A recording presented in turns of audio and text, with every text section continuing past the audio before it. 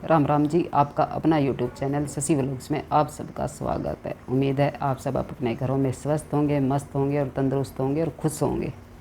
तो दोस्तों, आज मैं सुनाऊंगी एक राजा की कहानी, राजा भर्तृहरि की कहानी। दोस्तों, भारतवर्ष में एक राजा पैदा हुए हैं, सबका अपना इतिहास है। तो ये राजा भर्तृहरि की कहानी है। दोस्तों, उज्जैन नगर में गंधर्वसेन का राजा रहे। उसके रहे दो रानी।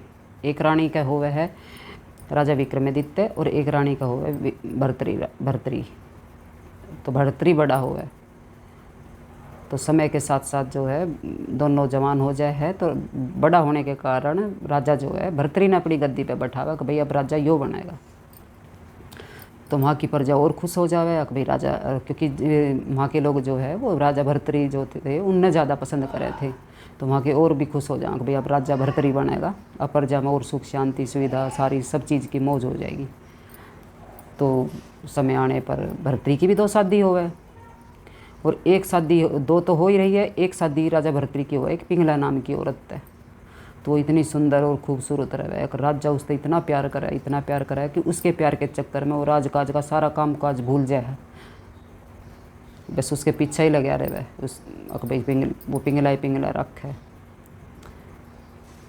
तो जैसे जैसे समय बीतता है तो वहाँ एक बार गुरु गोरखनाथ जी आवे महल में। तो वो कई साल रहते हैं वहाँ। तो जो राजा भर्तृहरि रहे जो वो गुरु गोरखनाथ की बहुत सेवा करे, तन मन पे सेवा करे राजा भर्तृहरि की बहुत। तो राजा भर्तृहरि उससे खुश हो जावे। तो जाते टाइम जो है गुरु गोरखनाथ जी उससे एक फल दे के जावे, अक राजा जी ये फल आप खाओ, इस फल के खाने से आप सदा जवान रहोगे, बुढ़ापा आप नहीं आओगा आपने, और आप राज्य के काम अच्छे से करोगे, प्रजा आपसे बहुत खुश है। तो राजा तो करे पिंगला नाम की जो रानी रहे उससे ज़्यादा प्रेम, उन दो रानियाँ तो इतना प्रेम ना करे जितना पिंगला ते करे। तो राजा ने वो फल ले जाके और पिंगला ते दे दिया, अगले पिंगला ये फल तू खा, इस फल के खाने से तू सदा जवान रहेगी, बूढ़ी नहीं होएगी, मेरे को ऐसी ऐसी दिखे जाएगी। तो राजा उस फल ने देकर पिंगला था और आ जावे महल में। तो पिंगला करे थी उस नगर के कोतवाल ते प्रेम। तो पिंगला के मन में आवा कि ये फल मैं कोतवाल ते दूंगी तो वो सदा जवान रहेगा और मेरी इच्छा की पूर्ति करता रहेगा। तो पिंगला उस ते जाके कोतवाल ते वो फल दे और दे के वापसी आ जाए महल में। और वो कोतवाल जो है वो करे था उसी नगर की एक वेश्या ते प्रेम। तो वो जावे और उस वेश्या तो वो फल दे और नू कहे कि यो फल तू खा ले और तू सदा जवान रहेगी। तो वो दे के वापिस आ जाए फल ने। तो वो वेश्या सोचे कि मैंने क्या करना इस फल का जवान रह के सदा, मन खा के इस फल का क्या करना, मन क्या करना जवान रह के, मैं सदा जवान रहूँगी तो मैं इसी गंदगी में रहूँगी, मेरी तो मुक्ति होवे ना, मैं तो ऐसे पूरी उम्र ऐसे लगी रहूँगी। तो इस फल की मने ज़रूरत नहीं है, इस फल की इस राज्य का जो राजा है राजा भर्तृहरि उसको ज़्यादा ज़रूरत है इस फल की। तो वो जावे है और उस फल ने उस राजा भर्तृहरि दे दे, राजा जी ये फल आपको ज़्यादा ज़रूरत है इस फल की, आप खाओ, आप स्वस्थ रहोगे, जवान रहोगे, तो आप राजकाज के जो काम है वे अच्छे से करोगे, प्रजा की देखभाल करोगे, प्रजा खुश रहेगी, तो इसकी आपको ज़्यादा ज़रूरत है। तो वो फल देख कर जो है एकदम में राजा भर्तृहरि ये सोचा कि ये फल तो मैंने रानी पिंगला को दिया था और इस वेश्या के पास कैसे आया। तो वो पूछे वेश्या तक भाई ये फल तेरे पास कैसे आया। तो वो कहे कि जी इस नगर का जो कोतवाल है वो मेरे से प्रेम करता है और उसने मेरे को ला के दिया कि भाई ये फल तू खा ले सदा जवान रहेगी, और मैंने सोचा कि मेरे को ज़रूरत नहीं, ये राजा को ज़रूरत है। तो वह उसने बुला ले, वह सैनिका ने भेज के और उस कोतवाल ने बुलावे भाई को उस पूछे उससे भाई ये फल तेरे पास कैसे आया, कहाँ से आया। तो पहले तो वो मना कर दे, फिर वो मार पिटाई करे उस गेला।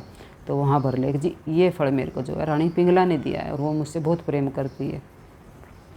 तो ऐसे ही कहते राजा भर्तृहरि कहते एकदम में बहुत गुस्सा उठा, क्रोध उठा कि भाई ये तो, और बहुत दुख हो गया उसका, भाई मैं तो रानी पिंगला ने इतना प्रेम करूं और ये तो बड़ी धोखेबाज निकली, मेरे को धोखा दे रही है। तो वो रानी पिंगला ने बुलावे, उससे पूछे, तो वो क्या देख जी मैं इससे प्रेम करूं। तो राजा भर्तृहरि के मन में जो है एक वैराग्य का भाव उत्पन्न हो जाए, अब बस अब मैंने नहीं रहना राजमहल में, मैंने तो कहीं जंगल में जाना और साधु बनना, मैं इसमें रहूँ ना, बस इस राज्य में मैंने कुछ नहीं करना। तो वो सारा राजपाट अपने भाई विक्रमादित्य तक सौंप के और जंगल में चले जा साधु बनना। तो वो जावे है तो उसने गुरु गोरखनाथ जी मिल जावे। तो गुरु गोरखनाथ तक कहे कि गुरु जी मैंने आप अपना शिष्य बना लो और मैं आपकी सेवा करूँगा। तो गुरु गोरखनाथ जी खुश हो जावे कि चलो ठीक है भाई, तो बन जा मेरा शिष्य। तो कई साल हो जाए सेवा करते करते। तो गुरु गोरखनाथ जी के तो और भी शिष्य रहे हैं। तो वे इस भर्तरी जो है जड़न लग जावे, अब कितनी सेवा सेवा कर रहा है गुरु जी की, और ये तुम्हारे तो ऊपर हो जाएगा, तो हमारी तो कोई वो ही ना रहेगी, ये तो प्यारा चेला बन जाएगा गुरु जी का। तो एक बार जो है मतलब भर्तरी जो राजा जो रहेगा वो इतनी सेवा मतलब इतना ध्यान में वो लीन हो जाए कई वर्षों तक, उसको पता ही ना रहेगा कि भाई कद दिन है, कद रात है, कब के बारिश मौसम जो भी है उसको ध्यान ही रहे, वो इतना ध्यान में लीन हो जाए है। तो जो राजा इंद्रदेव है उसको ये हो जाए कि कहीं ऐसा ना हो कभी भाई राजा भर्तरी जो है स्वर्ग पे हमला कर दे, इतना ध्यान कर रहा है यो। तो इंद्रदेव जी वो है जो राजा, वो एक छोटा सा पत्थर फेंक के, भर्तरी जी ध्यान पे बैठे थे गुफा में, तो वो एक पत्थर फेंक के, तो जैसे वो पत्थर भर्तरी के पास आवे है तो राजा भर्तरी जो है उसने इस तरह रोक ले अपनी उंगली पे, एक बहुत भारा सा पत्थर फेंके वो इस तरह रोक ले है। और वो जो है वो पत्थर आज भी उज्जैन नगर में भर्तरी की जो गुफा है उसमें आज भी है। तो वो रोक ले और कई वर्षों तक ऐसे ही ध्यान पे बैठे रहे, उन्हें पता ही ना कि भाई क्या हो रहा है, वो ऐसे रोक ले में। तो इंद्रदेव भी घबरा गए थे उन तय, अब भाई ये तो बड़ा तपस्वी है। तो ऐसे ऐसे करके समय बीतता रहे। तो जो गुरु गोरखनाथ के चेले जो रहे हैं वे कह रहे हैं कि महाराज जी तो गुरु जी बहुत दिन हो गए राजा भर्तरी ने तो सेवा करते, आप इनकी जो है परीक्षा लो। तो गुरु गोरखनाथ जी कह रहे हैं कि भर्तरी जंगल में जा तू और लकड़ियाँ काट के लेकर। तो राजा भर्तरी जावे हैं और लकड़ी लिया हुआ काट के। तो वे देखे हैं दूर तक भाई राजा आने लग रहा है। तो गुरु गोरखनाथ जी अपने शिष्य तक कह रहे हैं जाओ इसके है ना तुम धक्का देखाओ, लकड़ी भी गिरनी चाहिए और ये भर्तरी भी गिरना चाहिए। तो वे जावे रहे वे ऐसे ही करें। तो गठड़ी वो धक्का मारे एकदम में पीछे थे तो लकड़ी भी पड़ जाए और भर्तरी भी पड़ जाए। तो भर्तरी का क्योंकि कई साल हो गए थे वो तो अपने लीन हो रहा था कति, तो उसका गुस्सा ही ना उठे बिल्कुल भी। उसने तो अपनी लकड़ी उठाई अपना बांधी बूंदी और फिर चल पड़ा। तो गुरु गोरखनाथ जी कहने लगे कि देख लो मेरा शिष्य है ना अब काम क्रोध मोह लोभ इन सब पे विजय पा रहा है, अब ये चेला पक चुका है, अब इसको राजमहल की याद नहीं आती, कहाँ एक कालीन पे पैर रखने वाला और आज जंगल में भटक रहा है। तो फिर काफ़ी टाइम बीत जाए है। तो वे चेले कहें कि ना गुरु जी अभी तो कच्चा है चेला, अभी तो इसकी और परीक्षा लो। तो गुरु गोरखनाथ जी कहे भर्तरी तक भाई भर्तरी तने राजस्थान में जाना है और रेगिस्तान के जो रेत के जो टीले रहे उनमें तने पैदल चलना है और चप्पल नहीं पहननी और पैदल ही घूमना है तने। तो भर्तरी कहे ठीक है जी मैं आज तो यात्रा शुरू कर दूंगा। तो राजा भर्तरी जावे हैं और पूरे उसमें जो रेगिस्तान गर्म रेत में ऐसे चलते रहे हैं, लेकिन वो भक्ति में इतने लीन हो रहे थे कि उनने कोई एहसास ही ना होया कि भाई ये रेत गर्म है तेरे पैर जल रहे हैं, उनने कोई एहसास नहीं होया। तो वो चलते रहे हैं। तो राजा जो गुरु गोरखनाथ जी रहे हैं वो अपनी शक्ति तय उस रेगिस्तान में एक पेड़ हरा भरा भरपूर पेड़ हरा बिल्कुल ऐसे अपनी शक्ति तय उगा दे एक पेड़। वो उन गुरु गोरखनाथ ने उगाया तो वो इसलिए था कि भाई राजा भर्तरी यहाँ का निकलेगा और वो इसकी छाया में बैठेगा तो भाई वो वचन हरा हो जाएगा। मैंने तो ये कही थी कि भाई तने चलते रहना और तने भाई वो बैठना ही नहीं है।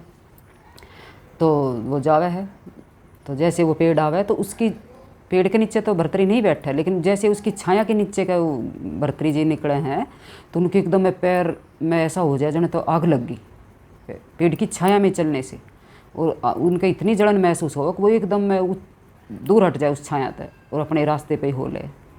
तो गुरु गोरखनाथ जी प्रकट हुए और वो कह रहा कि भाई वाह भर्तरी तो मेरी परीक्षा में सफल होया।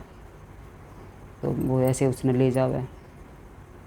तो एक बार और राजा भर्तरी जो गुरु गोरखनाथ जी हैं वो उनकी ऐसे कई बार परीक्षा ले कई बार।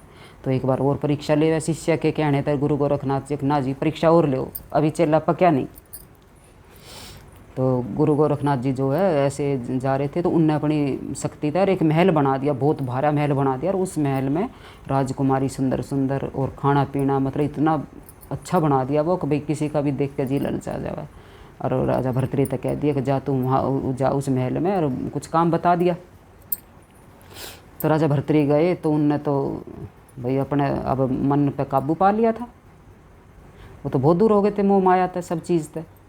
तो वो ऐसे जैसे जावे कुछ काम करे और ऐसे आ जाए, वो राजकुमारी की तरफ या जो खाना पीना जो वहाँ बन रहा था वो उनकी तरफ देखता भी नहीं। अब भाई क्या हो रहा है।